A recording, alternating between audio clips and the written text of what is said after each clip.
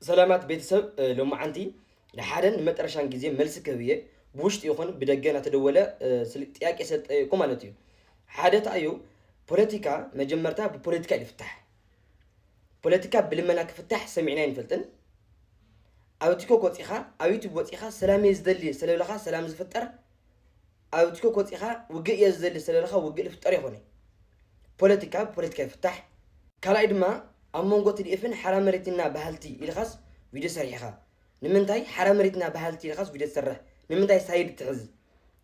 قدول لمسي بوصاتخ أيام يلغمني حدا حشكر منجرينو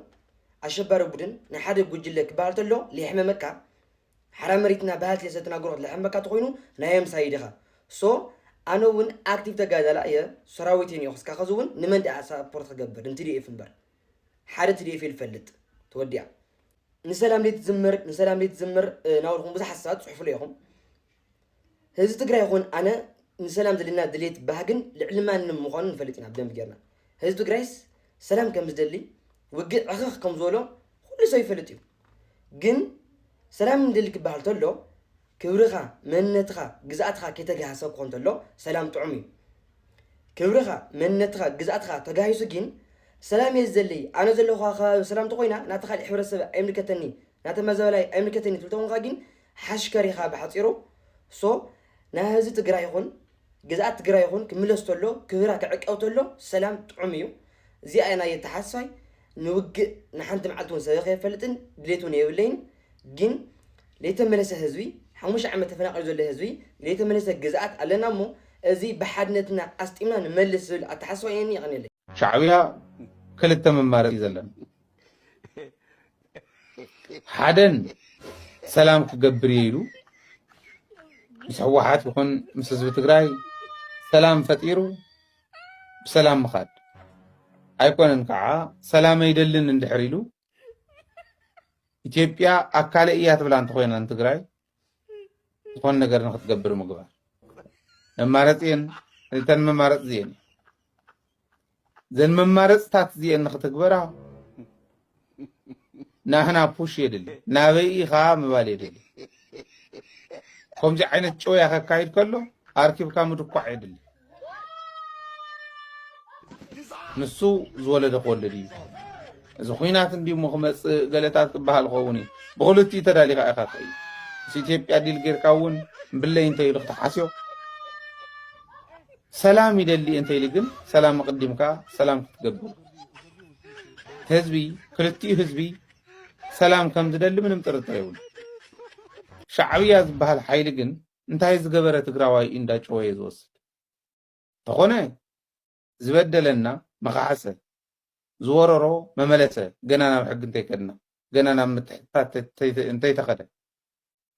تزي كونه قن تزوررو قنانا انت يتملسة تزفصو صدم قنا انت يتحافسه كون جي عينة تسقم كدقم كله نعقات وون سلازغونه ترقم زلو سراح مسرح هدلاي مالتي حدا سمرت ناي هزب تግራይ وكلنا له ده يولن ودب دي ويس عطق حيلታት عفار زلو ገለ ዝመርሕ ዲ ገለ ምስ ህዝብ ትግራይ ርክብ ይብል ምስ ኢትዮጵያውያን ይርክብ ዘሎ ስምረት ብምርጫ ቦርድ ኢትዮጵያ ዘጣየሽ አብይ አሕመድ ዘጣየሽ ዕጡቃት ክመርሕ ሶ نحنا خام مس إثيوبيا زلنا هزب تግራይ بمسرت وعلى بريتوريا أيو تمزابلتي لا مربتهم زملسوا بمسرت وعلى بريتوريا أمبر أكل وعلى بريتوريا بزيخونا أكل ويكعب سمرت هيكونا تاي ملكتهم مس وعلى بريتوريا سمرت بزخونا يكون حيلنا يتم تفنقلتم بس بيكونا نيزد الله أيكونا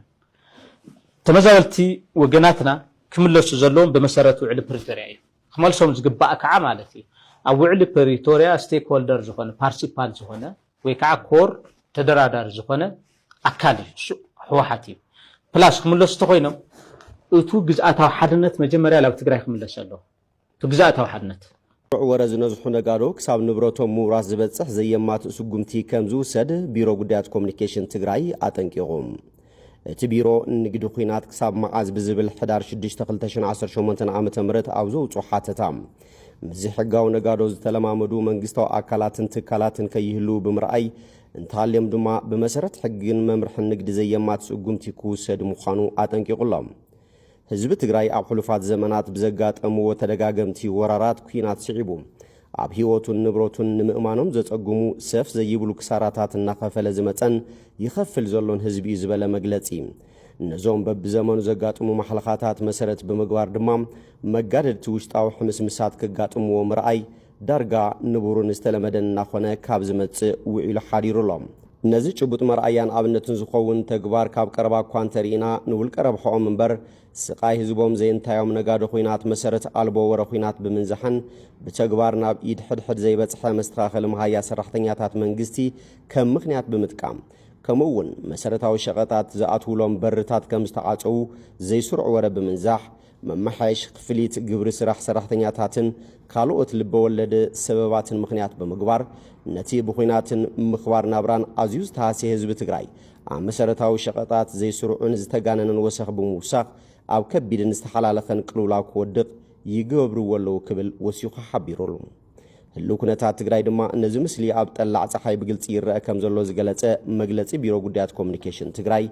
ህዝቢ ሰምዖ ሲኢኑ ተስፋ ብምቁራጽ ዝሕዞን ዝጭብጦን ሲኢኑ ንዝደልዮም መሰረታዊ ሸቐጣት ንክዕድግ ነጋዶ ብዝእዝዎ እምበር ንሱ ዓቕሙ ብዝምጥኖን ብዝደልዮን መሰረት ብዝተረጋግዐ ስርዓት ዕዳጋ ክገዝኣሉ ዝኽእል ዕድል ዳርጋ ተዓፂሎ ኢልካ ምድምዳም ይከኣል ኢሉ እዚ ድማ ኣብ ትግራይ ኣብዚ ዘመን ውልቀ ነጋዶ ንኹነታት ዕዳጋ ትግራይ ከም ድሌቶም ይዝውርዎ ከም ዘለዉ ዘርኢ እንትኸውን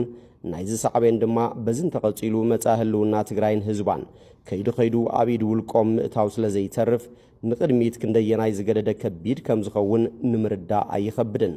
እሞማ ክሳብ መዓዝ ከምዚ ኢሉ ይቐጽል መፍትሒኡ ኸ መንከ ይፈትሖን ዝብሉ ብህዝቢ ተደጋጋሚ ንዝቐርቡ ወሰንቲ ሕቶታት ኣብ ግምት ብምእታው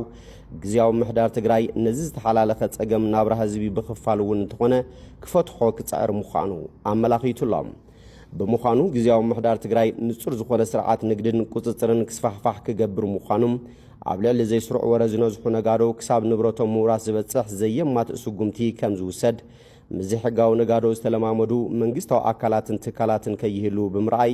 እንተሃልዮም ድማ ብመሰረት ሕግን መምርሕን ንግዲ ዘየማትእ ስጉምቲ ክወስድ ምዃኑ ኣብ ወሰኽ መሰረታዊ ሸቐጣት ምስ ፌደራል ዝተኣሳሰሩ መፍትሒ ዘድልዮም ነገራት ግምት ንጹር ዝኾነ መስርሕ ብምንጻር ንኣብነት ከም ነዳዲ ምግቢ ተንከፍን ካልኦት ሸቐጣትን ክረዳዳእ ምዃኑን በብእዋኑ ኣብ ዝፍጠሩን ህሉ ኩነታትን ኣመልኪቱ ንህዝቢ ዘይዘንግዐ መብርሂ ክወሃብ ከም ዝገብር ኩነታት ዕዳጋ ኣመልኪቱ ዳሃሳስን ርእይቶ ህዝቢ ምቕባልን ንሕብረተሰብ ምንቅሓን ዝኣመሳሰሉን ካልኦትን ተግባራት ብምግባር ወሰኽ ናህር መሰረታዊ ሸቐጣት ብምልእነት እንተዘይተቐረፈ እኳ እቲ ጸገም ንምንካይ ክስራሕ ምዃኑ ኣመላኺቱሎም ዘየለ ኩናትን ወረ ኩናትን ብምንዛሕ ዘይናቶም ሃፍቲ ዘኻዕብቱ ነጋዶ ኩናት ድማ ግዜ ተበሊጽካ እትገብሮም መነወርቲ ተግባራት ኩሎም ጽባሕ ከም ዘጣዓሱን ከም ዘሕትቱን ብምርዳእ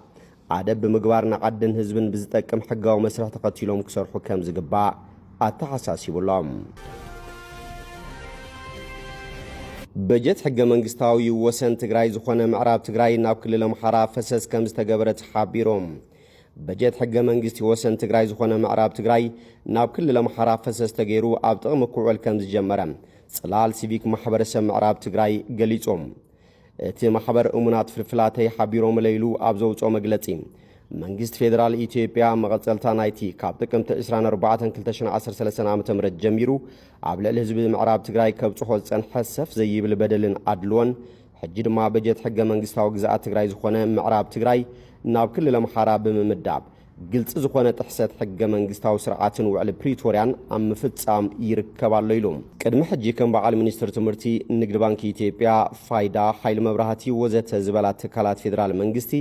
ንምዕራብ ትግራይ ወልቃይት ጠገዴ ሰቲት ሑመራ ዞን እናበላ ብምጽዋዕ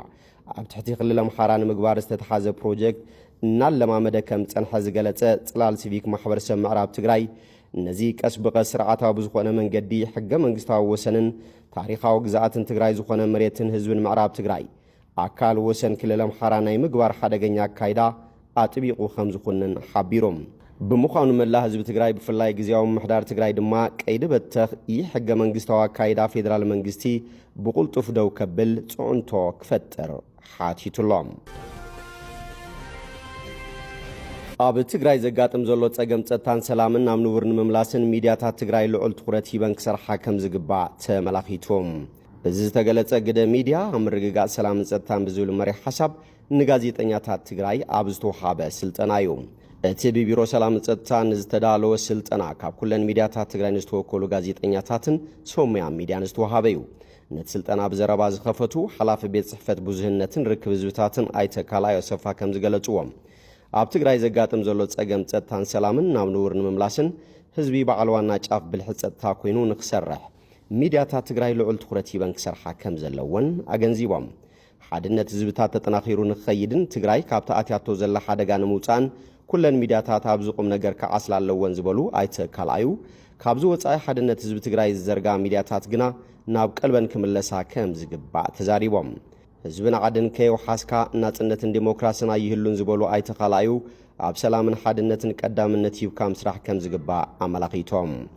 ገለ ሚድያታት ሰላምን ሓድነትን ትግራይ ኣብ ዘርጉ ምንቅስቃሳት ይሳተፋ ከም ዘለዋ ዝጠቐሱ ኣይተ ካልኣዩ ምእንተ ትግራይን ተጋሩን ክበሃል ካብ ተግባራተን ክቁጠባ ኣተሓሳሲቦም ሓላፊ መሬትን ካዳስተርን ከተማ ሽረ እንዳስላሴ ዝነበረን ኣብ ህዝቢ ከተማ ሽረ እንዳስላሴ ልዑል ቅሬታ ዘሕደረን ሃይለማርያም ሓጎስ ብሕጊ ኣብ ዝድለየሉ እዋን ሃዲሙ ከም ዘምለጠ ተሓቢሩ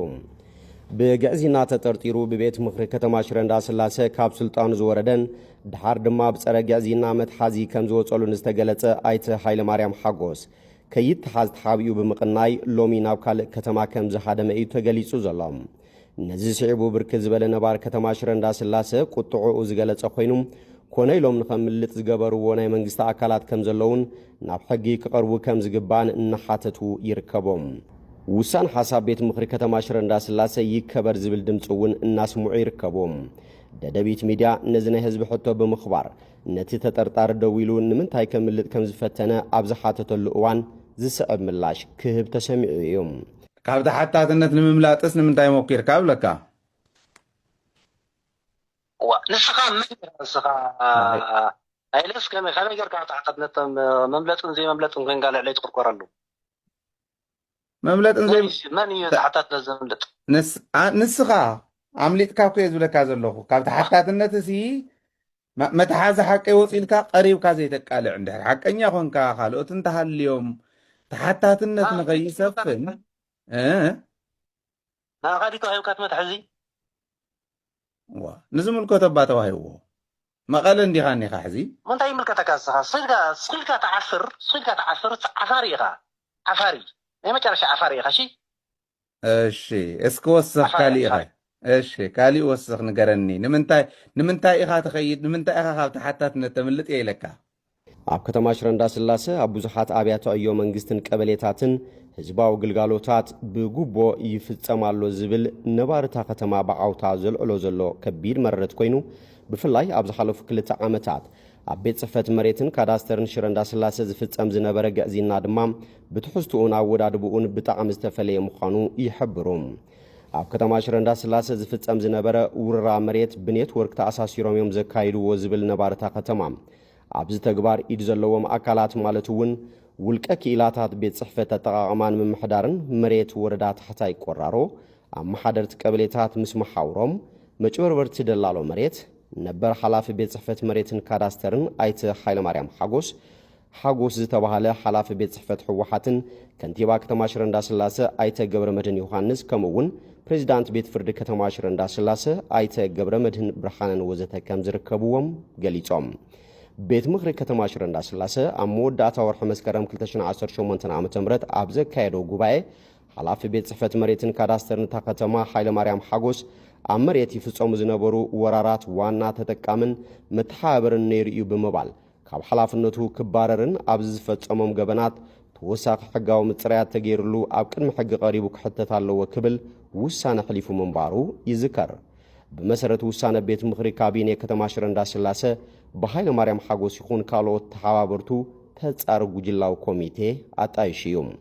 ይኹን ዳ እምበር ሃይለማርያም ሓጎስ ኣብ ውራ መሬት ኢዱ ኣእትዩ ምስ ደለልቲ እናተሓባበረ መሬት ከተማን ዘይምልከቶም ኣካላት ከዕደል ገይሩ እዩ ብምባል ካብ ነባራይ ከተማ ሽረ እንዳስላሴን ቤት ምኽርን ገምጋምን ተቐርብ ከንቲባ ከተማ ሽረ ኣይተ ገብረ መድህን ከምኡ ኣይፈጸመን እናበለ ጠበቓ ሰራቒ ኮይኑ ወጢሩ ክከላኸለሉ ፈቲኑ ነይሩ ክብሉ ንደደቢት ሚድያ ሓቢሮም ነይሮም ካብዚ ብተወሳኺ መጻረይ ጉጅለ ተጣይሹ ናብ ስራሕ ምስኣተወ እውን ከንቲባ ኣይተ ገብረ መድህን ሓላፊ ቤት ጽሕፈት ሕወሓት ኣይተ ሓጎስን ቀደም ኢሉ ኣብ ልዕሊ ሃይለ ማርያም ብቤት ምክሪ ዝተዋሃበ ውሳነ ትክክል ኣይኮነን ኣባላት ቤት ምክሪ ሽረ እንዳስላሴ ዝገብርዎ ዘለው ተግባር ከባቢያውነትን ጸቢብነትን ብምባል መጸለምታ እናሃቡ ከም ዝመጹ እውን ዛጊት ዝበጽሓና ሓበሬታ ኣመላኺቱሎም ካብዝ ብተወሳኺ ምስ ሓደ ኣካል ምጽራይት ኮሚቴ ዝኾነ ውልቀ ሓላፊ ቤት ጽሕፈት ብሑብ እናተራኸቡ ነቲ ኣብ ሃይለ ማርያምን ካልኦት ኣብ ውራ መሬት ዝተሳተፉ ተጠርጠርቲ ንምጽራይ ዝግበር ስራሕቲ ሓቃዊ መረዳእታ ከይእከብ ይዕንቅፉ ከም ዘለው ሓቢሮም ስለዚ ኣብዚ ምጽራይ ዝተሓረዩ ኣካላት ነቲ ዝበጽሖም ዘሎ ጸቕጢ በዲሆም ሓቃዊ መረዳእታ ጠርኒፎም ከቕርቡ ከም ዝግባእን ቤት ምክሪ ከተማ ሽረ እንዳስላሴ እውን ነዚ ኣብ ልዕሊኡ ዝግበር ዘሎ ጸለመ ይኹን ኣብ ልዕሊ መጻረይቲ ኣካላት ዝፍጸም ዘሎ ጸቕጥታት ተኸታቲሉ ንኽእርሞን ፍትሓዊ ምጽራይ ንኽካየድ ዘይተሓለለ ድጋፍ ክዕርፍ ከም ዝግባእ ተላብዮም ኣፍ ደገ ባሕሪ እንተዘይረኺብና ኩናት ኣይክተርፍን እዩ ክብል ፕሬዚዳንት ዩጋንዳ ገሊጾም ኣባላት ማሕበረሰብ ምብራቕ ኣፍሪቃ ዝኾና ኬንያን ዩጋንዳን ላዕለዎት መራሕቲ ብዘካይድዎ ዘለው ምልውዋጥ ቃላት ናብ ወጥሪ ዘምርሕ ዘሎ ይመስል ኣብ ዝሓለፈ ሰሙን ብሃገራዊ ቴሌቪዥን ኣብ ዝተፈነወ ቃለ ምሕተት ፕሬዚዳንት ዩጋንዳ ዩዌሪ ሙሴቬኒ ሃገሩ ብኬንያ ኣቢላ ናብ ህንዳዊ ውቅያኖስ መእተው ክትረክብ ኣለዋ ዝብል ርእይቶ መሃቡ ኣብቲ ዞባ ስክፍታታት ኣላዓዒሉ እዩ እቲ ቃለ ምሕተት ሙሴቬኒ ኣብ ምብራቃዊት ከተማ ምባሌ ጎስጓስ ኣብ ዘካይደሉ ዝነበረ ቦታ እዩ ተኻይዱ ነዚ ርእይቶ ስዒቡ ድማ ገለ ሰባት እተን ሃገራት ናብ ግጭት ክኣትዋ ይኽእላ እየን ዝብል ስግኣት ይገልጹ ኣለዉ ብዛዕባ ውህደት ምክልኻልን ቁጠባዊ ጥንካረታትን ማሕበረሰብ ምብራቕ ኣፍሪቃ ዘተየ ሙሴቬኒ ብዛዕባ ተጠቃምነት ኣፍ ደገ ባሕሪ እውን ኣልዒሉ ሙሴቬኒ ሃገራት ምብራቕ ኣፍሪቃ ምስ ቁጠባዊ ስፍሓተን ዝሰማማዕ ወታደራዊ ዳህሳስ ጠፈርን ምዕባለ ቴክኖሎጂን ከም ዘለዎን ሓቢሩ ኣፍሪቃ ከመይ ጌራ ንገዛእ ርእሳ ክትከላኸል ትኽእል ቁጠባዊ ውህደት ንቁጠበአን ይሕግዝ ኢሉ ስለዚ ንሰባት ስለምንታይ ክንጥርነፍ ከም ዘለና ኣይርዳእኩም እንድዩ ዝብሎም ምክንያቱ ዩጋንዳ ሓይሊ ባሕሪ ክትሃንጽ እንተደልያ ከመይ ጌራ ክትሃንጽ ትኽእል ባሕሪ የብልናን ብምባል ናብ ሕመረት እቲ ጉዳይ ኣትዩ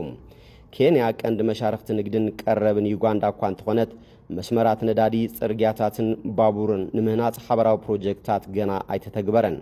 እቲ ፕሬዚዳንት ምስ ኬንያ መወዳእታ ዘይብሉ ዝርርብ ኣካይድና ኢና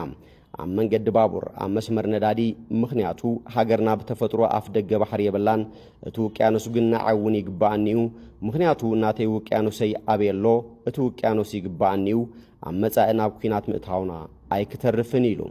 እዚ ርእይቶ ሙሴቬኒ ኣብ ማሕበራዊ መራኸብታት ከምኡውን ኣብ ቀንዲ መራኸቢ ብዙሓን ኬንያ ቁጣዕን ዘተን ኣስዒቡሎም ነዚ ስዒቡ ላዕለዋይ በዓል ስልጣን ጉዳያት ወፃኢ ኬንያ ኮሪር ሲንጎይ ሃገሩ ንመሬታዊ ሙሉእነትን ተፈጥራዊ ሓብትን ዝምልከት ሕጋዊ ቅርጽታት ዝርከብዎም ዓለም ለኻዊ ሕግታት ከም እትኽተልን እማመ ዩጋንዳ ዘይሕጋዊ ምዃኑን ገሊጹሎም ሙሴቬኒ ዩጋንዳ ምስ ናይ ገማግም ባሕሪ ጎረባብታ ኬንያን ታንዛንያን ማዕረ ዲፕሎማሲ ዘይኮነስ ሃገራዊ መሰል ባሕሪ ከም ዘለዋ እኳ እንተገለጸ እዚ እንተዘይተኻኢሉ ግን ወታደራዊ ስጉምቲ ከም ዝወስድ እዩ ኣእንፊቱም ንሱ ብተወሳኺ ውቅያኖሳትን ወደባትን ንመላእቲ ኣህጉር ከገልግሉ ኣለዎም ኢሉ ሙሴቬኒን ዊልያም ሩቶን ካብ 2024 ጀሚሩ ናብ ርእሰ ከተማ ዩጋንዳ ካምፓላ መስመር ነዳዲ ክዝርግሑ ዝርርብ ኣካይዶም እዮም እዚ ስጉምቲ ኣብ ዩጋንዳ ዋና ነዳዲ ክትሕት ንምግባር ዝዓለመ እዩ ክሳብ ሕጂ ግን ኣብ ግብሪ ይወዓለን ዩጋንዳ ሕቶ ተጠቃምነት ኣፍ ደገ ባሕሪ ክተልዕል እዚ ናይ መጀመርታ ኣይኮነን ኣብ 1970ታት ኣብ እዋን ምሕደራ ውልቀ መላኺ ኤዲ ኣሚን ዳዳ ተመሳሳሊ ጠለባትን ምፍርራሕን ኣቕሪባ ነይራ ኣብ ለካቲት 1976 ኤዲ ኣሚን ካብ ናይሮቢ 32 ኪሎ ሜትር ርሒቑ ዝርከብ መሬት ብምሓዝ ሰፊሕ ክፋል ኬንያ ብሓይሊ ክቆጻጸር ምዃኑ ኣፈራሪሑ ነይሩ ኣብ መንጎ ክልቴን ሃገራት ዝለዓል ሕቶ ተጠቃምነት ኣፍ ደገ ባሕሪ ዛጊት ናብ ወታደራዊ ስጉምቲ ኣይበጽሐን እንተኾነ ናይሮቢ ኣብ ቃላይ ቪክቶርያ ዝርከብ ኪስሙ ምስ ወደብ ሞምባሳ ዘራኸብ መስመር ባቡር ምዝርጋሕ ከም ሓሳብ ኣቕሪባ እያ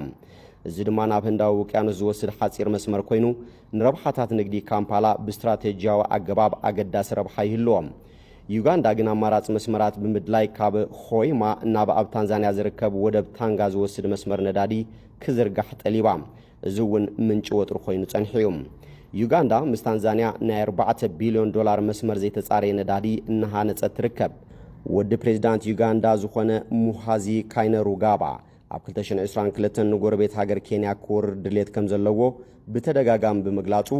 አቡ ሙሴቨኒ ጣልቃ አትዩ ይቅሬታ ክሓትት ደሪኽዎ መንባሩ ይዝከር ናስታት 40 ዓመታት ኣብ ስልጣን ዝጸንሐን ወዲ 81 ዓመትን ሙሴቨኒ ኣብ ዝመጽእ ዓመት ዳግማይ ንፕሬዝዳንትነት ክወዳደር እዩ ኣብ ዝዋን እዚ ጉዳይ ተጠቃምነት ኣፍ ደገ ባሕር መልዓሉ ኣቓልቦን ደገፍን ህዝቢ ንምርካብ ዝዓለመ ምዃኑ ድማ ገለ ተዓዘብቲ ይገልጹ እንተኾነ እቲ ሃገር ምስ ኬንያ ኣብ ዘለዋ ሰናይ ዝምድና ድነ ፈጢሩ ይርከብ